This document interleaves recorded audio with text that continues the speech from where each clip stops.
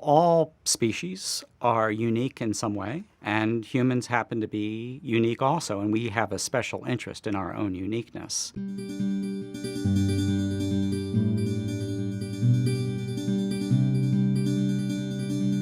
Face recognition used to be thought of as uniquely human.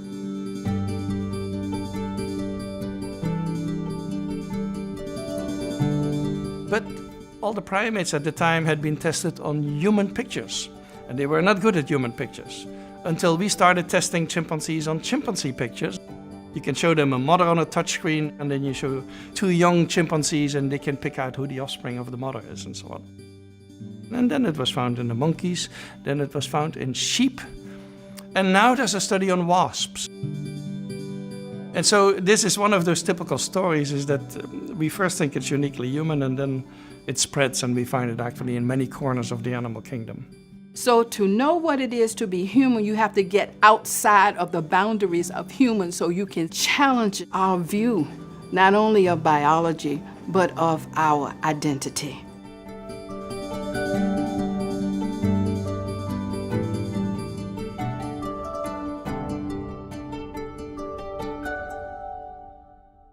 The human species has such a tendency to set itself apart from the animal kingdom. But all sorts of animals come in who can do things that we thought were uniquely human. We usually find it first in the apes, because we recognize it most easily. But then after the apes come the monkeys and the dogs and the dolphins and the corvids. Corvids have very large brains relative to their bodies, and we have now discovered that not only do they use tools, we knew that, I believe, but they make tools. They pick up a little branch or a little leaf, and they start modifying it till it becomes a little hook, so that they can stick it into the crevice and extract food. And so that was one of the things that was claimed to be uniquely human, and now we know that the corvids do the same thing. Recently, we have found that 50 genes that relate to articulation of sounds, which we use for speech, can be found in songbirds as well. So we always find these connections, and human language is unique, but it's never 100%. That's an impossibility. Humans are primates, which includes the lemurs, monkeys, apes, and us. We owe a lot of our unique qualities as matters of difference in extent from other primates, rather than differences of kind. So, for example, human morality certainly is not something we developed from scratch. If you look at what I call the building blocks, which for me are empathy, being interested in others, and reciprocity, setting up a cooperative structure in which you help each other. If those are the building blocks, we can find those building blocks in other species. For example, chimpanzees console others who are distressed. If someone has been defeated in a fight, they go over and embrace them and groom them and so on. If you break morality down into parts, you're going to find some of these parts in other species. Whether other species have the whole thing that we call human morality, that's a different issue.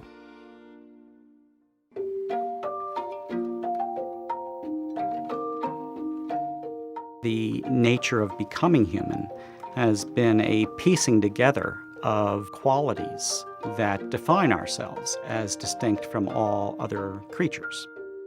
We walk upright, the size of our brains, our dependence on technology, and especially symbolism. We live in a symbolic universe, and we build different ones of those, which we call cultures.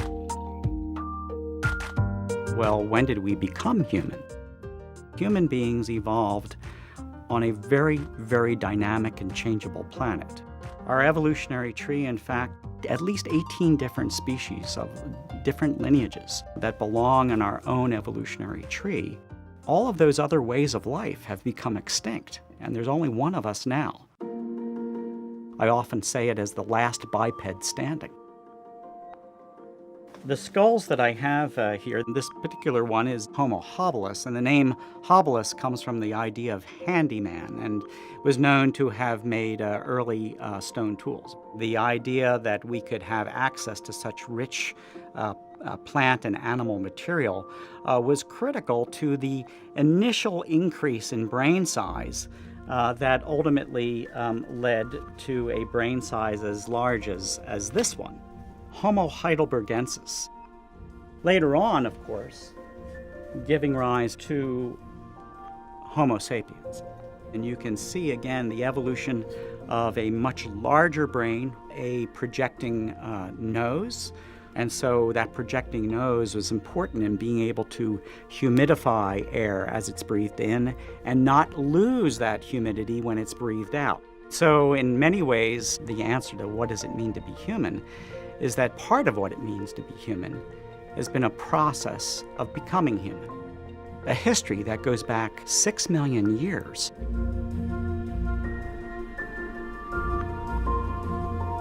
The genome story says human origins are in Africa. Looking at the relationships of sequence, the genome bears out that literally we are one brotherhood or sisterhood.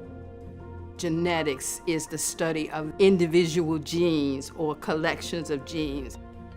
The human genome, we are looking at all of the genes working together as one.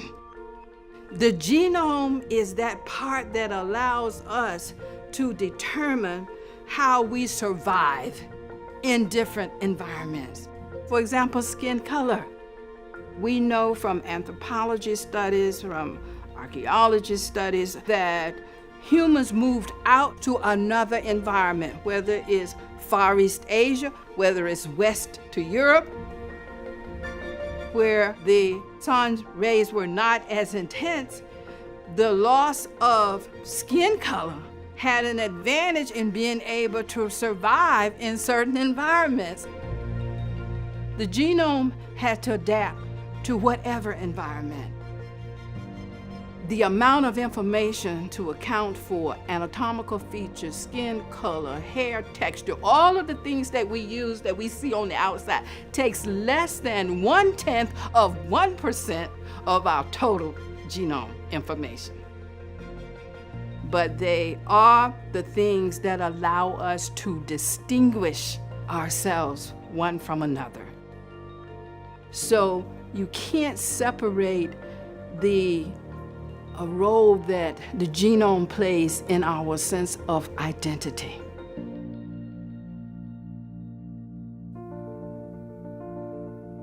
Embodied in Homo sapiens, human beings today, we have an amazing diversity within the one species of cultures, of ways of life, of ways of speaking and ways of assigning meaning.